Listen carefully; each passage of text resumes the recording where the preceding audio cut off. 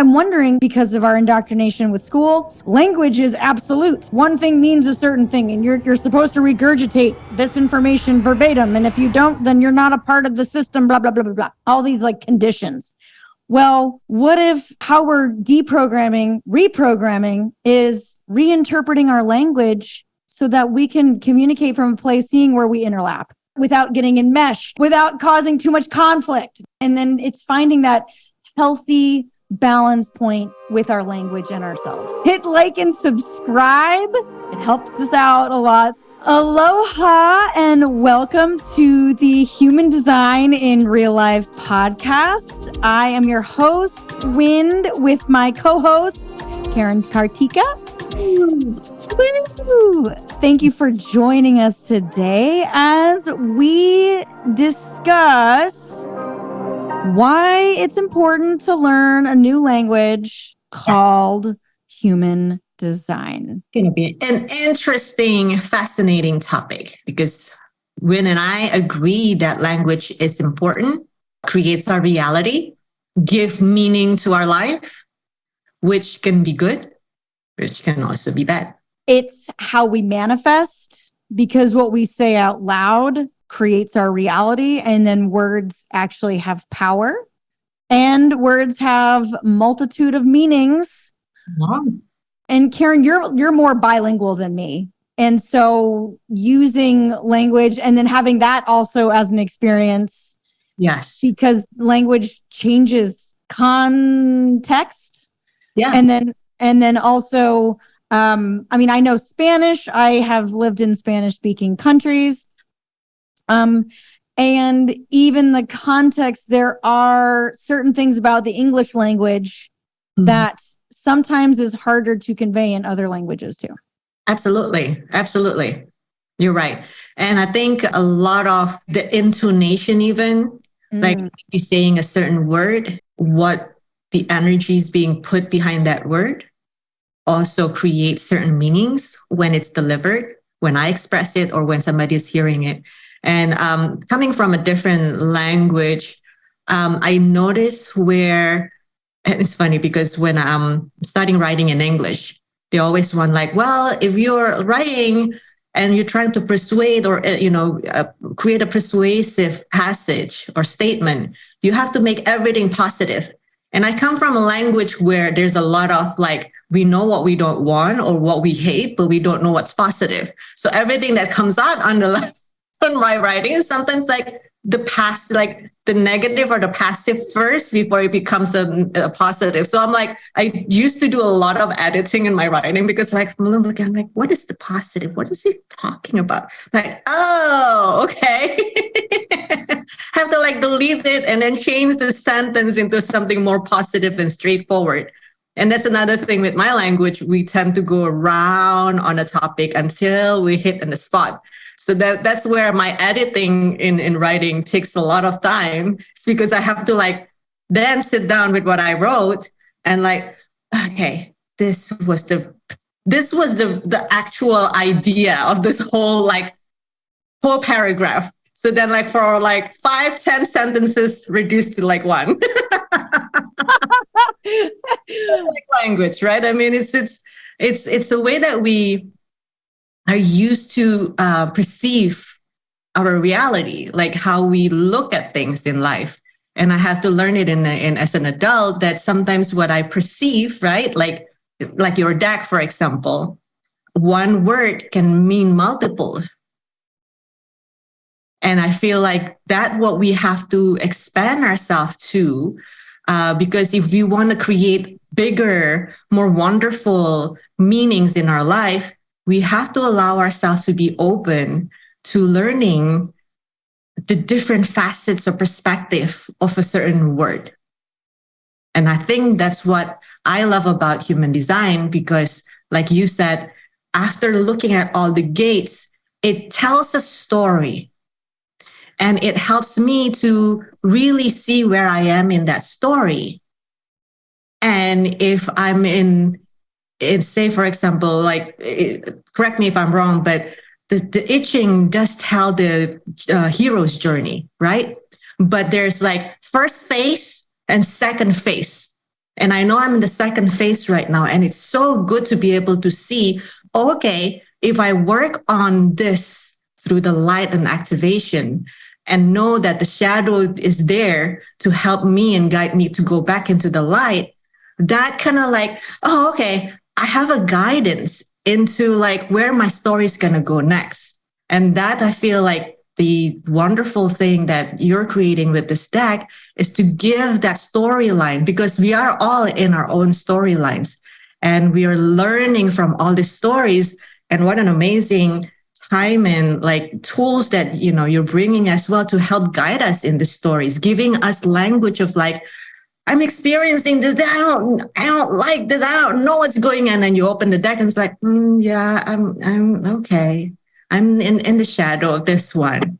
And there's something there that they can help us to like, okay, what's the next step? What am I looking at? If the shadow is here, what am I looking at if it's activated in that gate? What's the light in there? So that's something at least that I learned from the language of human design that we're working on, because that's been really helpful, especially in the spiritual journey that I think, you know, a lot of people are going through right now. Yeah. A lot of confusions. There's a lot of questions like, who am I? What am I here for? Because nobody will be able to tell you who you are.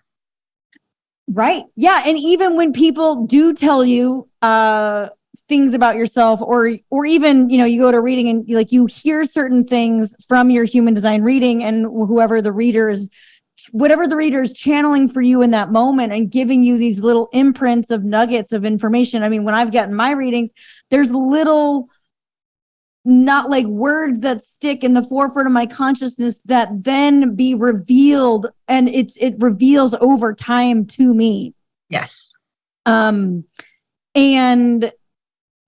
I love that. I love how you did phrase that the I Ching has two phases, or it's a phase with, it's like you get to a section and it's telling the hero's journey, but then there's multiple layers and parts of the hero's journey that you then go back around, and then it becomes a big story. It's like a tarot deck, where the tarot also talks about the hero's journey in a different way. But then this one also, because the I Ching is a divination tool as well. Yeah. And now it's just incorporated with human consciousness and personal development and understanding yourself in a new way. And I feel that because the language that was originally downloaded to Ra in the original book, I have it right here, the Black Book, the infamous Black Book, written in 1991. The information that you will see online today is radically different than the original download. And so it feels like what the original download was expanded upon philosophically. Humans, the people that came in contact with information, reinterpreted it inside of themselves, went down different paths of exploration, understanding, contributing their own designs and their own experience into the body of knowledge that is now the human design system. But I also don't think that it's a be all and end all, and I don't think it should stop there.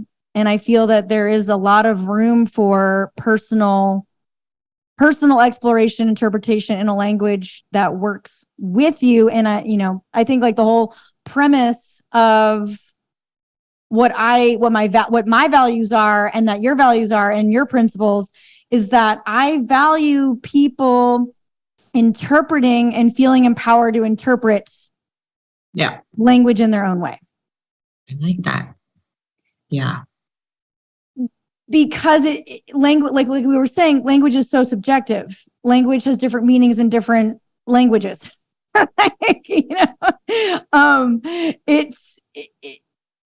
It can, and honestly, maybe that's, I have read some human design analysts in Europe, and I have read what they were saying, but it's written in another language. And then when I ran it through the translator, I'm interpreting it to be something that I don't personally resonate with.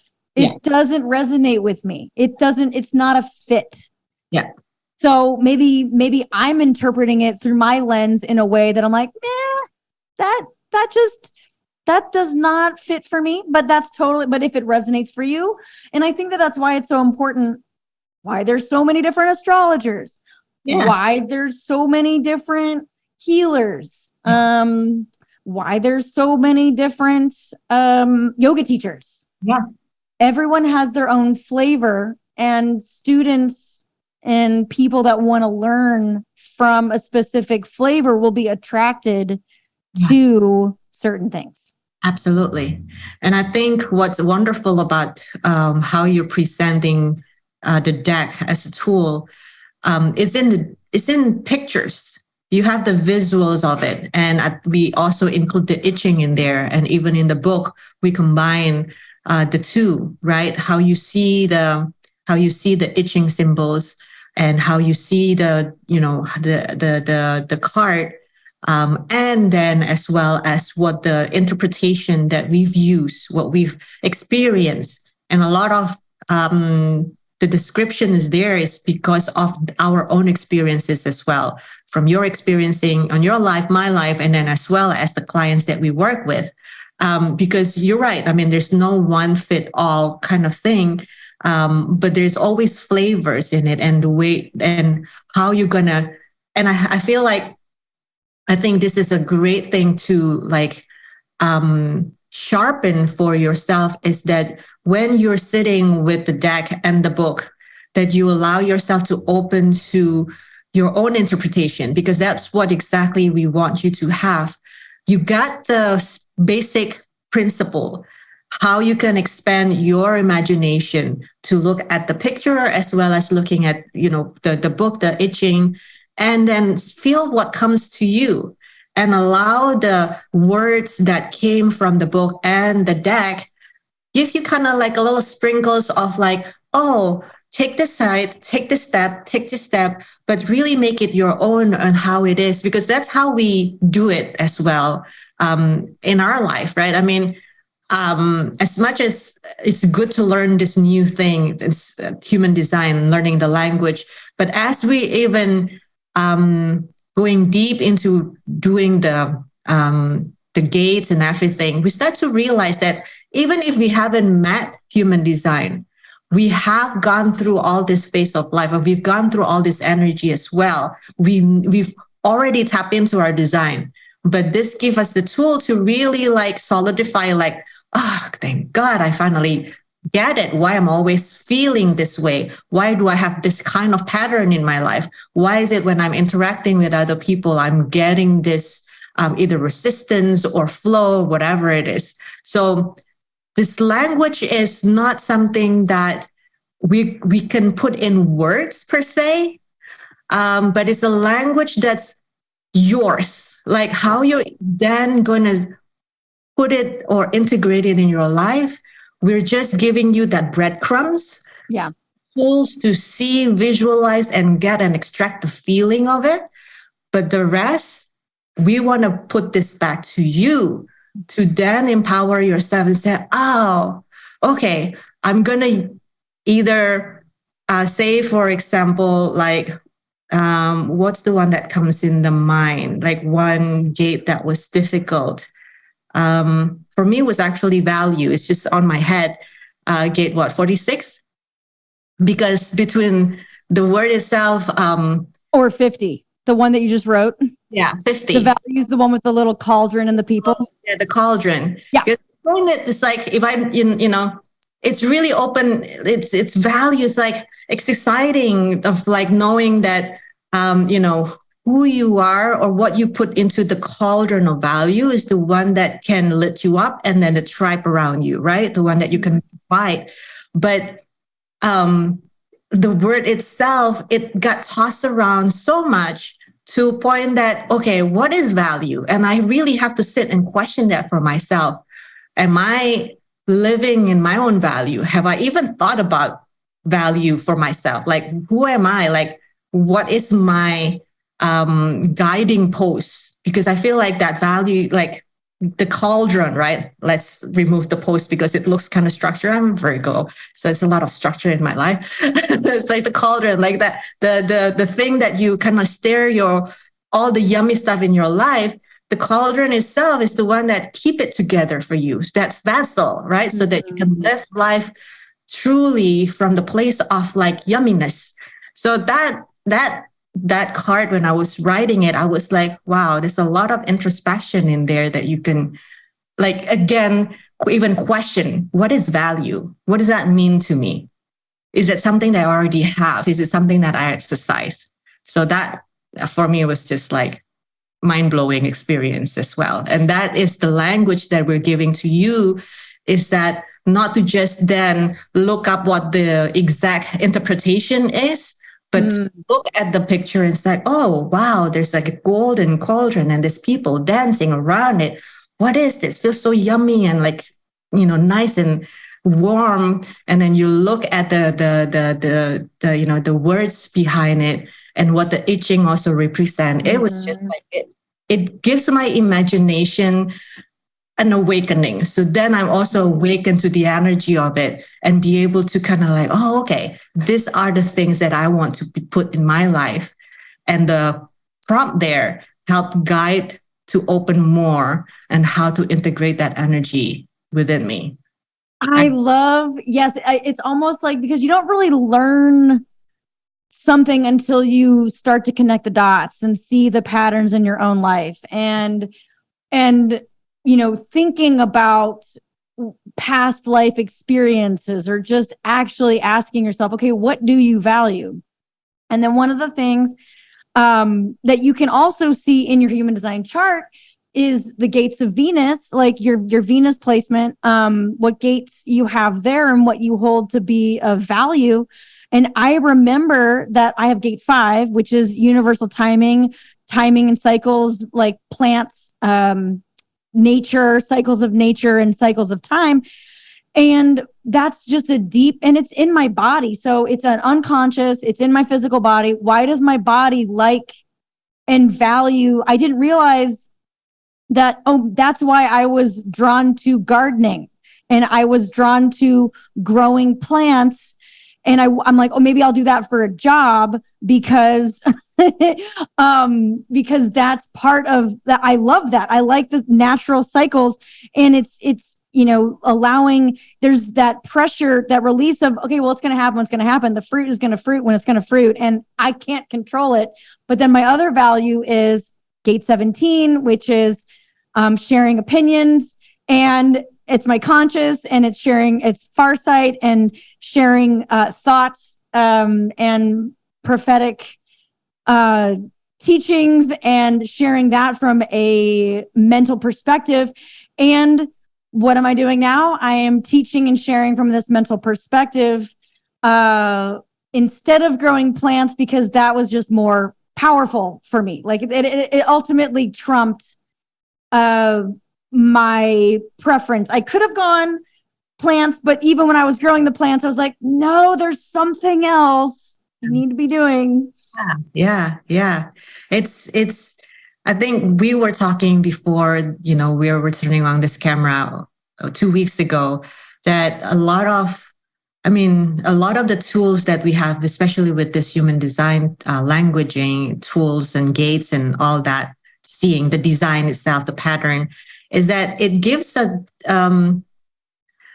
we are both a personal development junkie, but let's just put it out there. We love exploring who we are because we question a lot. Why are we here on planet Earth at this time? And why do we have to go through all this kind of messiness in our own head that unexplainable? I feel like learning human design gave that flavor, not just the flavor, but the language to pinpoint who we are. And, I'm just going to go direct who we are, because that was a lot of my questions. Like I've done a lot of personality tests and whatever. Even what was that? Like the IQ test for adult. It was hilarious. Everything. There you go. Everything was just kind of like, okay, yeah, good to know. Until I realized, and when I was studying astrology, one of the teachers said, do you know like why those personality tests didn't work on you? I'm like, okay, do tell. Because when you're answering the question, who do you think is answering the question? You, your soul, or your ego? I'm like, damn it. Oh. Yep. Yeah.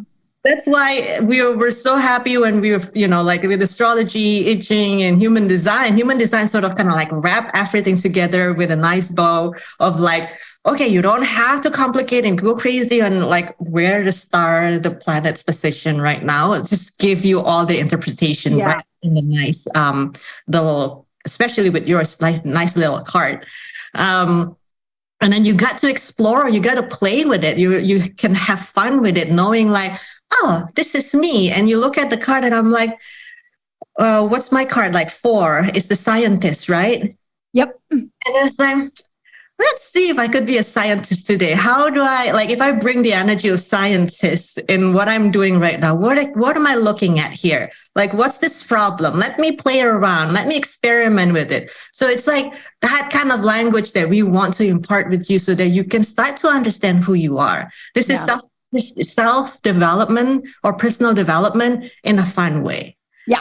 Doesn't mean that then you stop doing whatever, like your shadow work and all the heavy stuff with your therapist. No. We're just adding some more layers to it, and hopefully something that is more fun for you to do rather than just like, I'm in school and I have to learn this stuff. Like, no. It's fun. It's interpretive. It's like interpretive dance, but with pictures and concepts and consciousness. It's interpretive dance for consciousness. Yes. And talking about consciousness, you studied theme of consciousness, and we've also included that in the deck and as well as in the descriptions, or like the steps by step that you can put yourself, motivate. Like, I think on top of the personal development, we're also giving you hopefully like how you can self-motivate yourself. Like, where can you go without trying to what people say spiritual bypassing? Yeah. What we've been also encountering sometimes, and we're also doing it without being conscious of it. When we're feeling sad, we're feeling angry, we always want to like, but this is not good. Why am I feeling this? I want to go joyful, happy, like joy is the highest, love. And then it's like from here to there, it's like, how do you do that? And sometimes we beat ourselves because we're not in that frequency. Yeah. Why are we here? And I feel like theme of consciousness give that layers of like, now take the baby step. Yeah. And even now, like the theme of consciousness is usually seen as a ladder, but my friends, the yoga couple, Matt and Ash, I'm going to plug them here. I'm going to plug them in here because I highly recommend their inner work book. And I also did the graphics because they added some new graphics, and it's more of a circle. So it's certain days you will experience lower frequencies, contracted frequencies, and there's nothing wrong with that. And I think like what we're hearing also in the therapy, spiritual, holistic therapy, nervous system regulation, in that whole realm, it's feel the feelings, feel whatever's coming up, even say the self-defeating things out loud. I mean, I had yesterday, after the day before I recorded this, I just woke up. I had weird dreams. I woke up feeling really insecure, uncertain, and imposter syndrome and all this other stuff. And I just felt my feelings all day. I cried it out. I said the self-defeating whatevers that were coming out of my mouth, even though there was a part of me, my soul was like, that's not true, but I just needed to say it. But it was like, but then I'm just like, okay, well, let me just get it out. And today is a radically different day. There is something to sleeping. So, there's something happens. Yes. And I think just feeling the feelings. And so another part of this is this is just an extra additional piece to all the other tools in our tool belt that we have access to, and incorporating all the other elements, healing modalities to feel, and that whatever consciousness, wherever we are during that day, like it will always change. There's always a new day. It's when you get stuck in those and you can't let it go, or like even ignoring it or denying it and not feeling the feelings, then also prevents it from like moving forward. And then that's when it starts getting, things start happening. Yes. In other areas. So yes. Absolutely. Absolutely. Yeah. There's no point of denying and pushing it on the side or pushing it down, because we are been conditioned to do that, right? Right. I'm experiencing this. I should not be, especially if you're in a very busy life and you're interacting with other people and you're like, but I'm experiencing all of this. I don't know what to do. Let me just push it aside because I still have to perform and I still have to bring myself to functions for other people. And I think the language of human design and what you also include in it, it also helped reprogram that. Yeah. Coding that in our DNA to not beat ourselves up, because we're giving you, and this is the nice thing about studying the whole gate, because it also reflects the I Ching teaching, is that in your journey, you will go through all of this. Whether you're a good person, you're a bad person, you're a popular person, you're not so popular, you're going to go through all of this. May as well, you're aware of it, not denying it, and allow that whatever that has programmed us to be not who we are, or like the way that the language of human design said, kind of being shaven, right? Or like just destroyed pieces by pieces. So your original programming, or the programming of who you are as a whole DNA, whole, perfect, nothing missing, is being returned to you, because you now have the awareness of what sort of kind of like masking it in the first place. All this mask that has been put on you because certain things, society, culture, your own language, what you believe that, that you're a certain way, but clearly you're not. Thinking that you're not perfect, thinking that you're not able to do, to be the best version of yourself. All of that is being shaven pieces by pieces. Yeah. And it's in it, like I said before, and we've been saying, it's all subjective. Yes. And feeling empowered to create your own subjective understanding. Yes. Yeah, because there are multiple layers. There's layers, and there's layers upon layers. Every life is an onion. Yes. Yes. Yeah. I think once you allow, because what I'm finding as we peel the onions, good or bad, whatever that's shown on our chart. I mean, we can always say, "Oh my God, my chart is so bad," like what we discussed in last week at the podcast, right? Yeah. But it's not always bad, because again, that bad is what your subjective mind trying to convince you. And what we find, if we allow ourselves to relax in and owning that part of ourselves, once we're so relaxed, our nervous system is calming down. We're being open to other things that we never think is possible. And that's, I think, the magic thing of life, is that when we finally return to our self, our like whatever this is, and relaxing to that, it's when we're starting like we think that when we work so hard, our mind will be able to like grasp everything. But when we're actually relaxing, our mind actually is being open to new things that we never think is possible. And that's what we call magic, right? All of a sudden we're like, oh, so magical, this is happening to us. But it's more kind of like because we open that layer, we're starting to see things, the synchronicity, the timing of things coming together. And I think that is a perfect segue to also start talking about the age of Aquarius, how we even come into our partnership, because we never really thought this was like something that was on our path. Oh, no. It's the weirdest thing. Some things they just happen. And it's like, okay, wow, this is where we're going. Like, this is what we've done and this is what we've created together. But I didn't imagine it. It's almost like sometimes, and I've also had, and I don't know if you've had this experience, but anytime like when you're focusing on manifesting something, or like you're trying to envision, or you're trying to like, oh, this is where I see myself. When I don't have a clear picture, and maybe this is just me, but when I don't have a clear picture as to, I have like a general feeling, an intention. I have like a vague intention. It always turns out better for me. And then this is also, and I'm thinking about people with gate 41.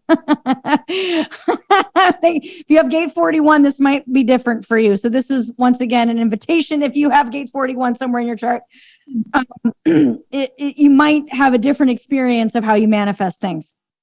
But I don't have that, Karen.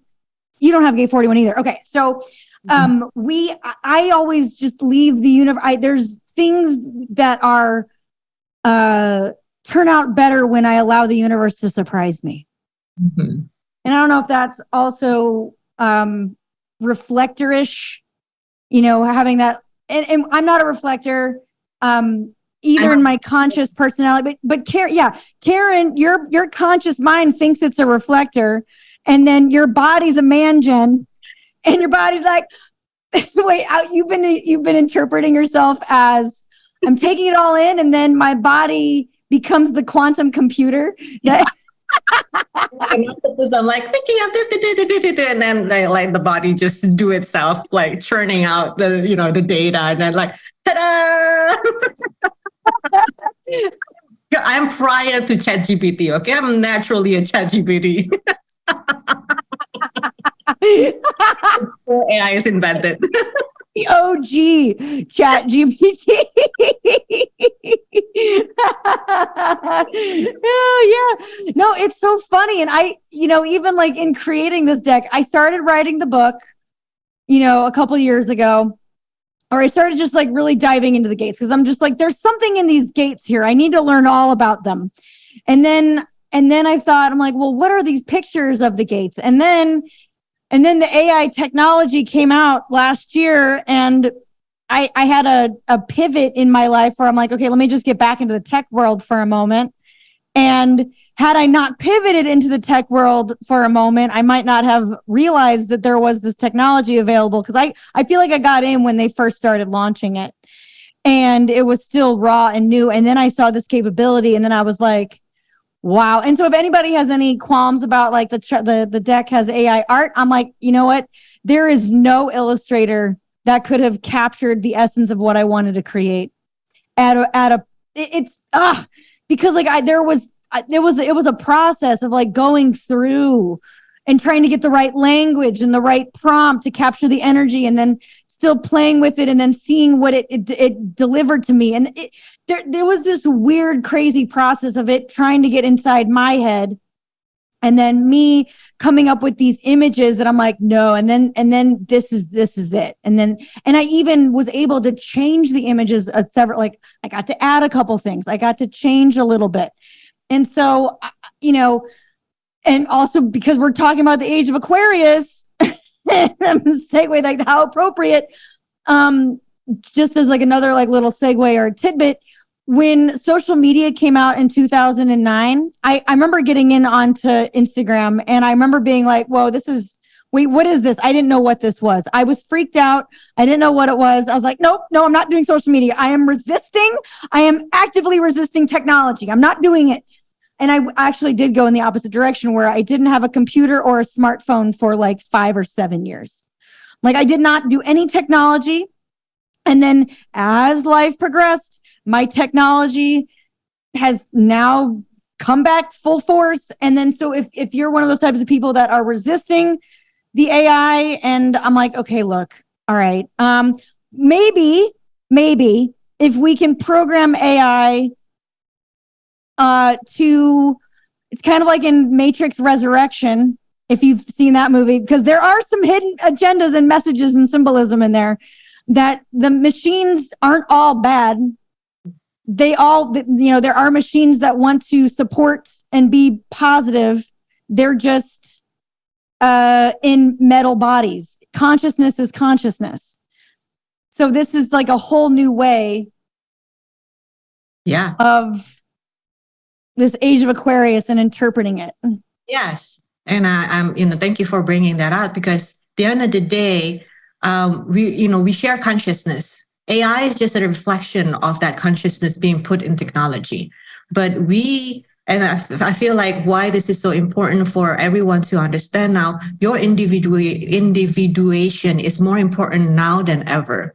Because when you know and you are functioning as who you are completely, then all of this doesn't matter, because you know for certain who you are, what you're contributing, who you are in the bigger landscape of the consciousness, and being able to be part of it without feeling so scared or feeling like inferior.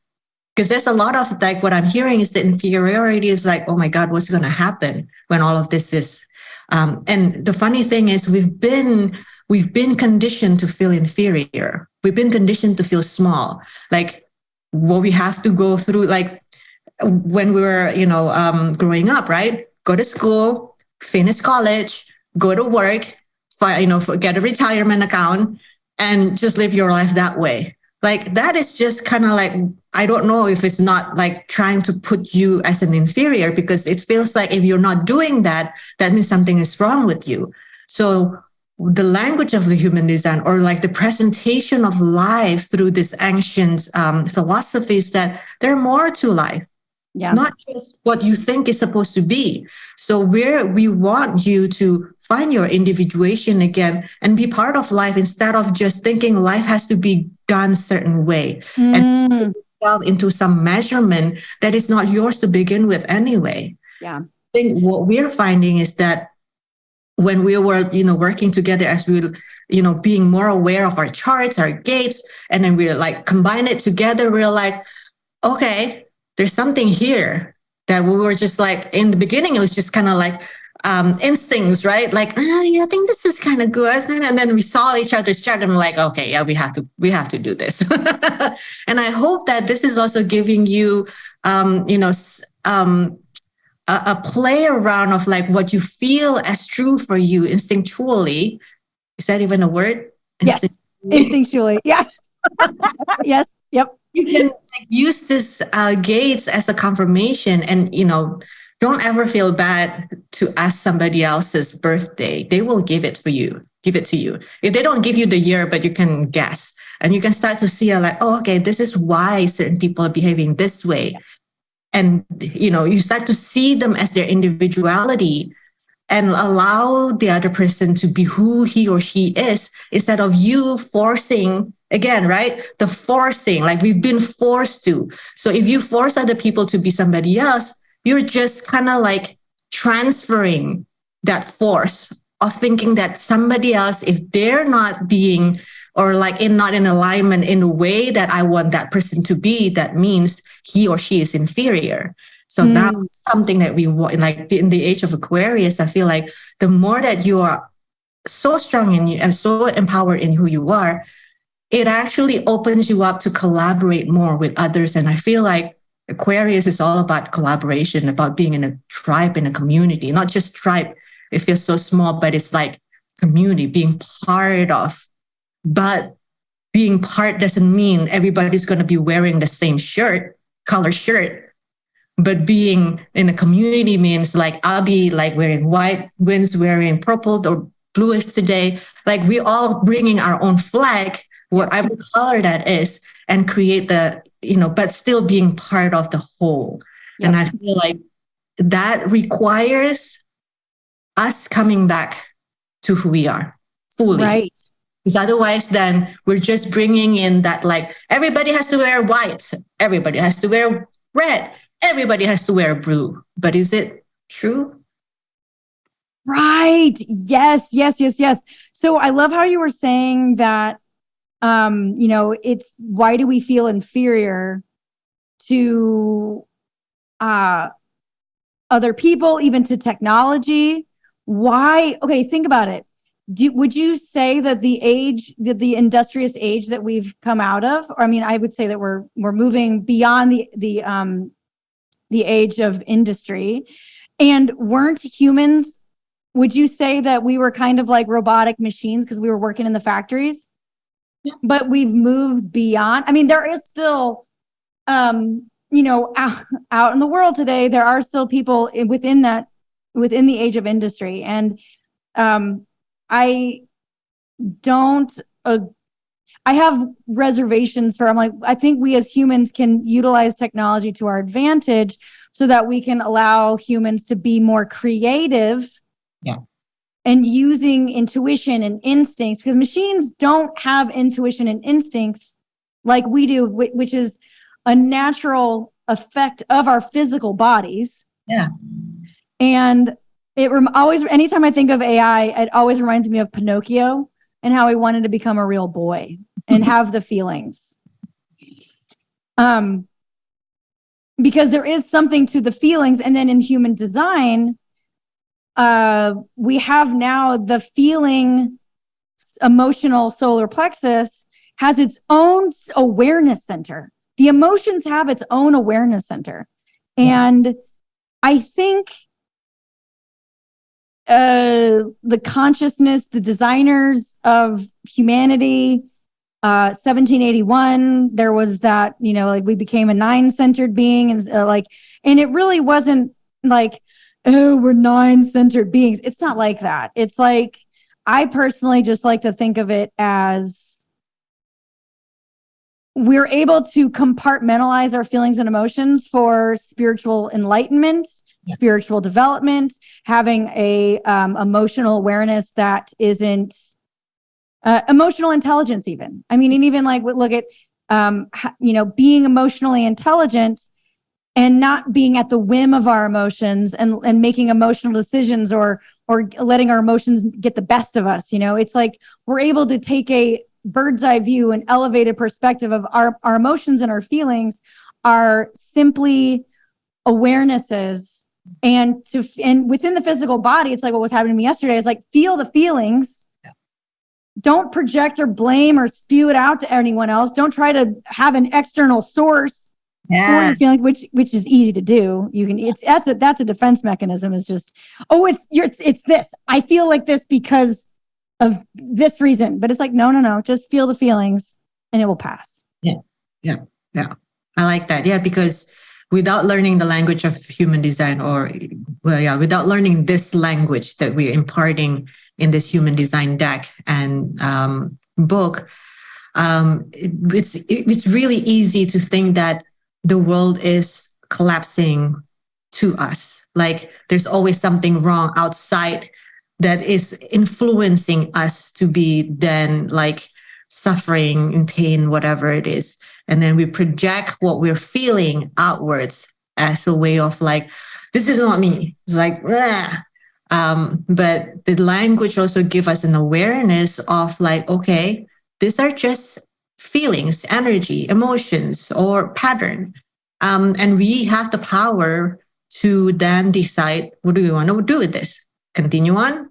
Or should we just sit with it and see where this is going to take us? Like what you're doing yesterday, I'm just going to feel my feelings.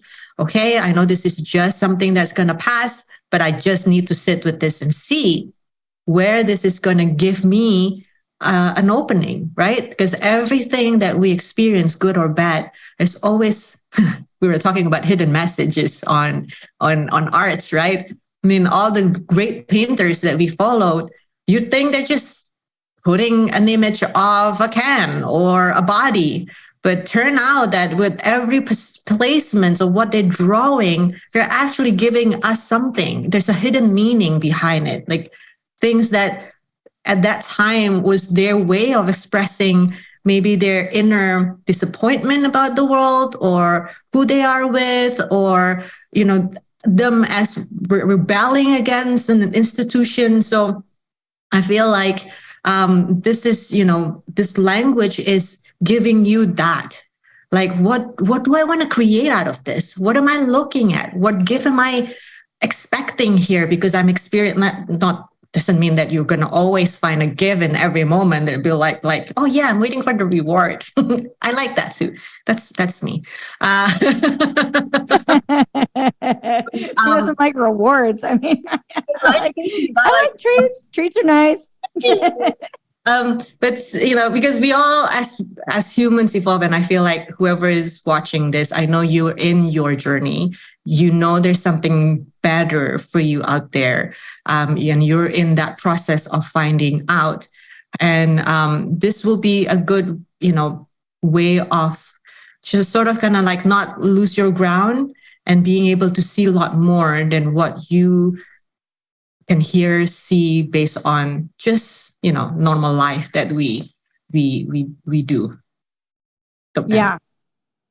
And I said this in the previous podcast, but I like this analogy so much. It's like understanding your chart through this lens of human design is like an advent calendar, but it's not just 1 month, it's in perpetuity, or it's perpetual. You just keep unlocking doors of yourself. Every day you're like, I remember when I had the aha moment of my gate 5 in my Venus values. And I've been aware of my chart. I've been studying this stuff for at least like 2 years. I at that point, two and a half even. And I was like, whoa, that's why I made those choices. That's why I chose that. When I look back on it. And then I was like, oh, why is that so valuable to me? And then I'm like, okay, well then now that I just know this, I know it just colors my reality and it makes me feel like, oh, I know why I do that. Yeah. I know why I hold that close to my heart. Yes. Yes. So, all right. Yeah. Hey, as we're going to the end, anything else that you want to mention? We mentioned a little bit about on the bullet point, show flower of life graphic, I guess. Oh, I thought about that. Well, because when we were talking about our individuation, so because we mentioned like you were mentioning how the age of Aquarius, we're not becoming blanket, we're not all wearing white. We're all not supposed to be joining a cult of, we're not supposed to be like everyone thinks the same way and everyone has the same beliefs. I mean, even human design is being an individual. It's the science of differentiation. And it's like having different streams of thought and different interpretations and, being the individual, having different language, being subjective, while also remaining in your totality of yourself and being a full individual. Like we've mentioned earlier, being whole in yourself, being confident in yourself, being,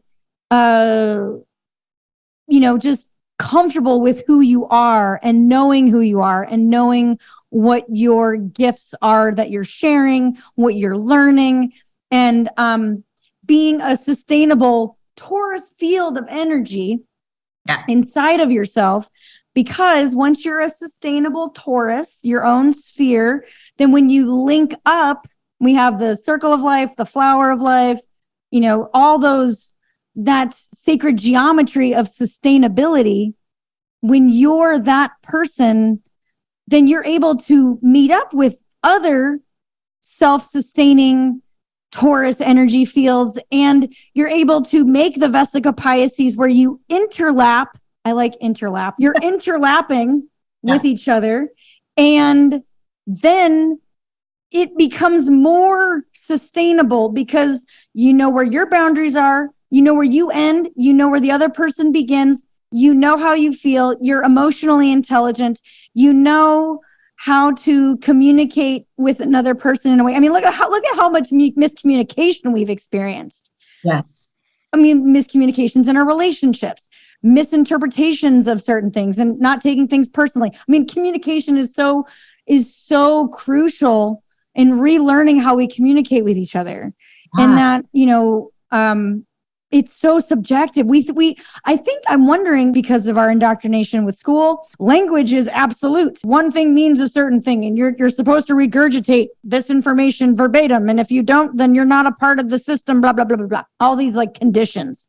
Well, what if how we're reprogramming is reinterpreting our language so that we can communicate from a place and seeing where we interlap without getting enmeshed, without causing too much conflict. And then it's finding that healthy balance point with our language and ourselves. And so I think that's why this is important. Absolutely. Wonderful. Okay. Thank you so much for joining Karen and I today. Yay. Thank you. We love you. We're excited to share this with you. And, if you feel so called, reach out, send emails. Yeah, I'd love to hear what you guys have to say. Karen, thank you. It's a beautiful friendship. Oh, and just a fun fact, everybody, just so everybody knows, Karen and my husband share the same incarnation cross. And when we link up our charts together, it's a good combo. Very similar. I just find it funny that my husband and this really fascinating working relationship. I have noticed that there is a pattern of people in my life. There are certain incarnation crosses that just keep showing up over and over and over again.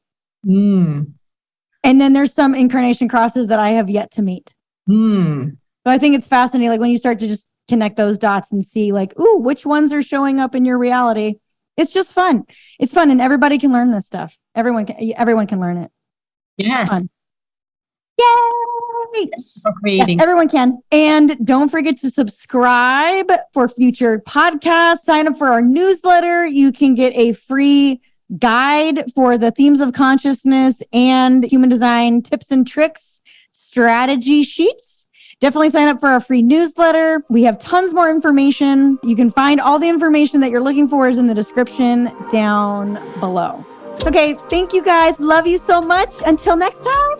Yay! Aloha. Thank you.